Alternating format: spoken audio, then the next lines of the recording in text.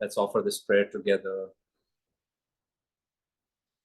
Heavenly Father, Divine Mother, friend, beloved God, great masters of Kriya Yoga, Jesus Christ, Babaji Krishna, Lahiri Mahashaya, Swami Sri Yukteswar Ji, our beloved Guru, Paramhansa Yogananda Ji, saints of all religions, we humbly bow before you all. Beloved Christ, help us unite our consciousness ever more perfectly with Thee, with our masters, with God, that we may be in tune with their divine laws of healing, with their divine will, and bless us that we may serve as instruments to bring about greater attunement and healing in our lives, and to serve as instruments to share these blessings with all our brothers and sisters. We are your children. Bless us today and always. Om. Welcome once again, everybody. Now, it's very beautiful when we pick it up, the subject of healing in this case from the life of the masters, because it's almost like many a times when we are seeking healing, of course, there is a natural sense of desperation. I remember when I had my first job in New Delhi, it was in the Department of Neurosurgery at one of the government hospitals. And right there, my first shift was a 24-hour shift in the midst of almost 100 patients. It was really heart-wrenching, being the Department of Neurosurgery. There were really broken, not just bones, but we're talking of skulls and spines, and is a very helpless scene. I often, you can see why a doctor really learns a lot by just observing what's around him. And of course, we all have the opportunity on many levels to learn from things that are happening around us. But I remember doing my rounds that first night, and there was a lady whose husband had met with an accident, and she was again and again kind of poking him. She said, I told you again and again, let's go to the church, believe in Jesus, and see what has happened to you. And the poor guy was in so much pain, and he said, I will go to the church. I will come with you. Let me just get out of this situation once. And that's how we are, when we are in a difficult situation. Of course, we want to change. We want to come out of this predicament. And, but at the same time, we can be expecting God to come down on our level. Or another way is you meet a doctor and you say, I don't know what you're going to do, how you're going to do it, but just do it, just fix it. And again, we want to restore our health, but we have to understand, when you look at the life of a master, there is a little bit of a paradox over there. Jesus Christ brought Lazarus out of death. He had been dead for a few days. I myself know a friend in Kolkata. He carries to this day 2 death certificates, but Paramhansa Yogananda ji had to bring him back. He brought him back. There's a death certificate from Kolkata Medical College, and the next day Puri Medical College, where he was from Puri, so his cremations were going to be happening there. But because it was somewhat of a medical legal case, there was an assault on him, because of which he had died. It turned into a medical legal case, and postmortem had to be done.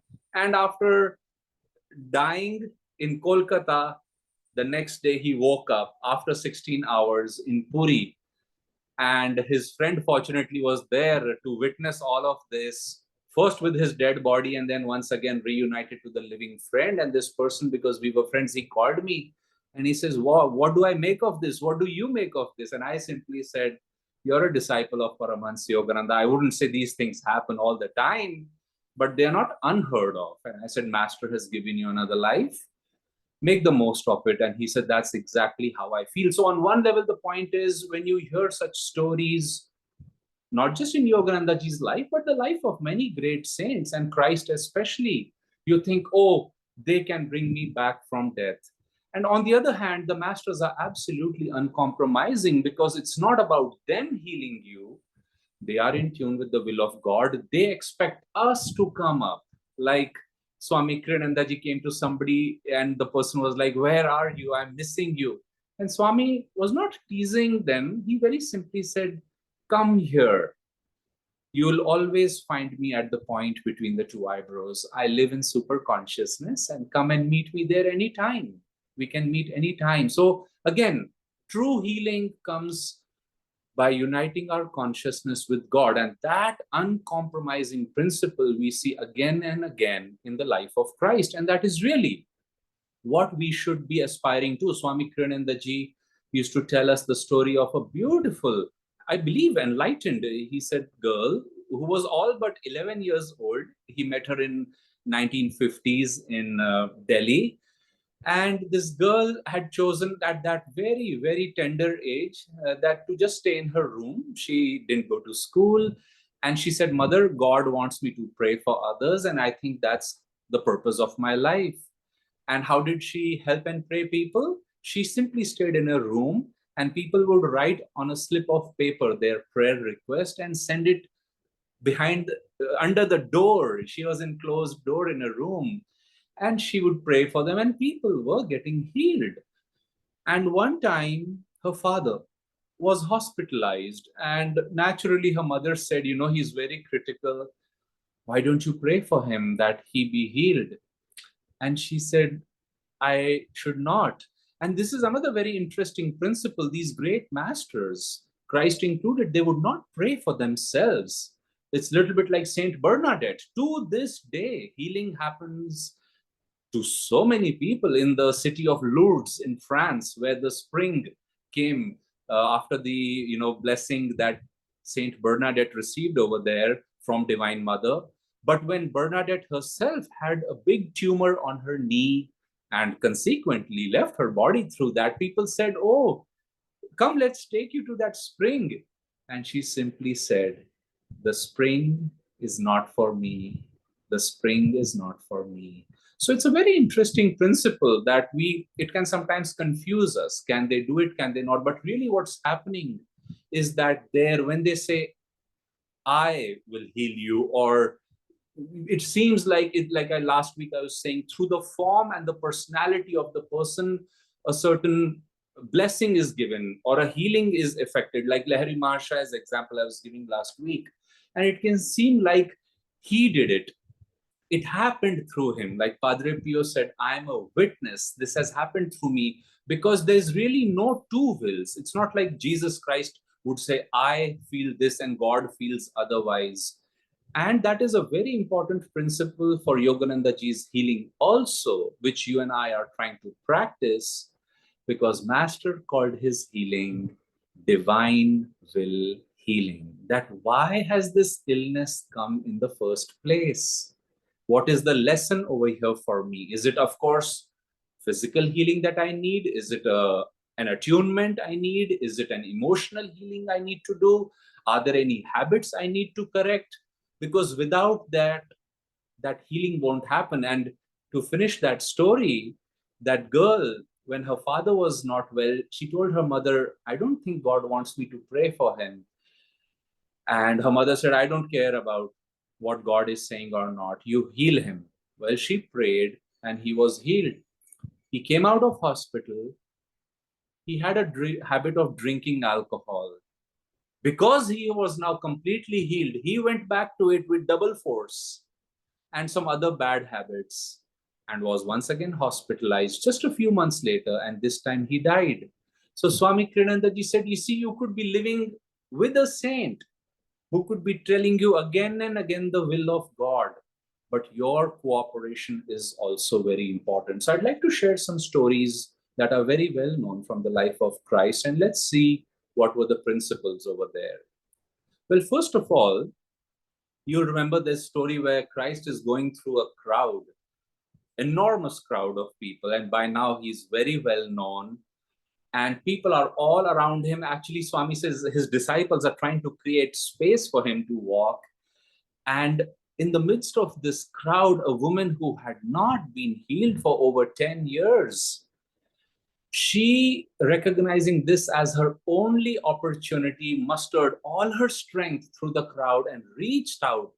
And you can imagine the sheer desperation and devotion she had, and she just about touched the hem of his robe. And just in that moment, this enormous healing current came from Christ, and she knew she has been healed.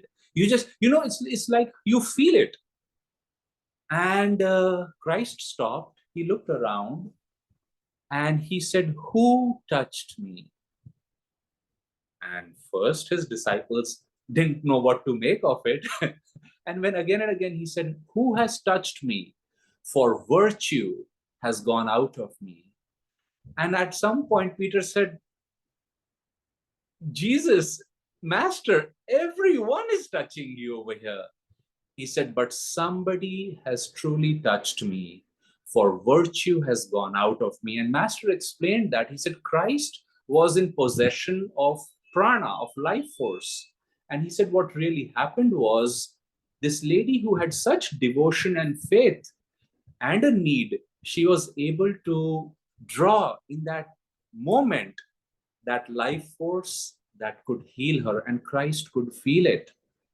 Another time, there's another beautiful story of this man, who was supposed to actually, he was a Roman officer, and his son was grievously ill.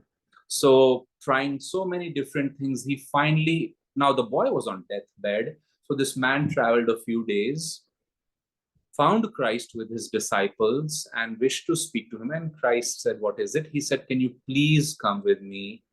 My son is not well, and I know you can heal him." And here's an interesting thing. Christ tested him. What is this? My Zoom account is being signed in on another device. Deny? Hello. Sorry, I got a message over here. And Christ said to him, "I cannot come. I'm sorry, I cannot come." And here's the beautiful thing. This man said, "Oh, sir, you don't have to come. If you just say that my son will be healed." The word, like Master said, the word of a saint is binding on the universe. He says, "Sir, it would be nice if you came, but you don't have to come. Just say it that he will be healed." And Christ smiled and he says, "Go, thy son liveth." And then he told him that your son lives because of your faith.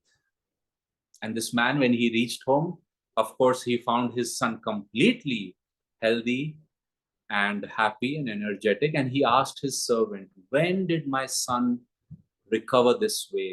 And when they matched the time, it was exactly when Christ, who was at a distance, said this.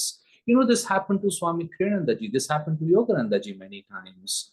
I personally met a person, but this happened quite a few times where Swami just told somebody where doctors had given up on them, and Swami would pick up the phone and he said to this person who really had entered a very unfortunate complication of a nasal surgery, which went into the brain, infection was developing, and the person was really nervous. And Swami took the phone and he simply, the first word he said was not, "How are you? What are you doing? What are the doctors saying?" Swami simply said, "I'm so happy to hear that you are well." And the person told me, she said, "Aditya, in that moment, I felt well. I forgot that this phone call was about my problems. I had to complain. There was suddenly nothing to complain, and I thanked him, and I kept the phone, and I was discharged the following day." So the point is that really, this is something it is miraculous, it is a miracle, but what's really happening? When our consciousness is aligned with God, and Swami says, especially your speech, do you do what you say? I remember one time he told us, we were having a satsang with him, and he said, "It's better to die trying to do what you said you will rather than avoid it or escape it." He said, "Because if you die, you will be reborn with the good karma of success. But if you don't do what you said you will, You will lose power in this life. And with unfinished business, he says that's exactly how reincarnation happens. So again, in the simple things, or as Sri Yukteswarji said, think before you speak. And when you said something, like in Hindi, there's a saying, Jaan jaye par vachan na jaye. And people think, oh, that's too strict. Not at all. What good are words, Swami said, if they have no power? And again, it's not manifesting power. It is God can finally speak through you and do whatever is appropriate. So keep this in mind. And finally, another story from, and of course, these are directional things. We have to, I know, I like to keep a journal sometimes and say, okay, this is the 1% change I can make in my life now. This is another 1% I can do now. And bit by bit, we see that it seems doable then, because you can only take those steps which are possible for you to take. Well, there's another beautiful and more practical teaching where, Christ said this. He said, let those go unto Caesar. Wait a minute. Pay unto Caesar what belongs to Caesar. Pay unto Caesar what belongs to Caesar. And there can be many inferences from this line, but Paramhansa Yogananda ji said, the point is, different things work for different people in healing. You may have to go to a doctor, you may have to go to a healer, you may have to go to a psychic, you may want, and if you're lucky, go to a master. But do what works for you. Again, and doctors themselves can be infected by the disease over here. I was once, and more than once, in some meetings where a group of doctors were meeting Swami Kriyananda ji, and my background is in surgery, which is, of course, modern medicine, allopathy. And a group of us, homeopaths, Ayurvedic doctors, naturopaths, and physicians and surgeons were meeting Swamiji. And as it happens, one doctor from another field, they said, oh, allopathy, it is such a recent branch and it really doesn't heal the problem. And we were laughing about these things, and we reached Swami's house. And Swami very sweetly, interestingly, and remember, we were like 300 meters from his house. There was simply no way he could have heard these things. We went to his house, and he said, I'm so happy you all are here. And he said, I'm alive because of allopathy. And then he said, I know homeopathy works for many people, but it has never worked for me, but it has worked for a lot of friends of mine. And Ayurveda must have been a very high science when it was conceived. But it too, like everything, went through Kali Yuga, the dark ages. So errors must have crept in. So again, you could see that he was not either or. Just like that teaching of Christ, that do what works for you instead of, again, forming an opinion. I once saw a child who was almost close to dying and finally had to be rushed to the hospital because the parents did not believe in vaccines, antibiotics, and this little child simply was developing pneumonia, and they would not hear for so many days when I was trying to advise them to do something. So again, I'll close with this, that on one level, do what works for you. On the other hand, try to pick it up from the highest subject. Like another time, Christ told a lady, or he said this to many people who he had healed, go out, and he said, now sin no more, which is to say that change your habits. Why did you land up in this problem? Why has this illness come to you? How can we take the steps to come out of it? Through our efforts, through the grace of God and gurus. And once we are out of it, ensuring that we do not fall in its trap once again. And finally, that teaching of consciousness, that the more we meditate, the more we will need healing. So we should have that faith, we should have the preparedness. And if we are praying for others, are we meditating? Are we energizing? Are we doing Mahamudra? Are we in tune with the will of God?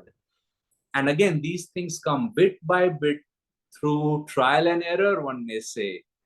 But as we go in that direction, for us to be better instruments for Master's healing rays and his teachings, we prepare ourselves, both as a person who wants to receive healing, but also the guidance from the masters as we go about helping others with their healing process and changing and uplifting our consciousness through meditation, through attunement.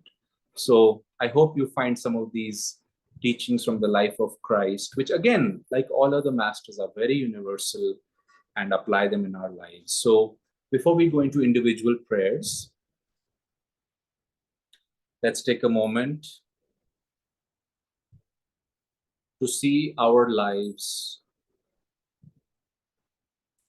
filled with the light of God on a daily basis as we meditate, as we practice devotion, chanting, prayers, as we energize and keep uplifted company, that we may serve as instruments to bring light in this world, to bring God's will. And may His light bring healing to people everywhere. Let's rub our hands together, channeling these blessings everywhere. Om.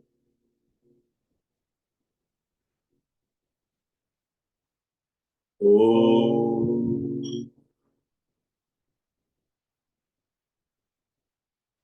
Om.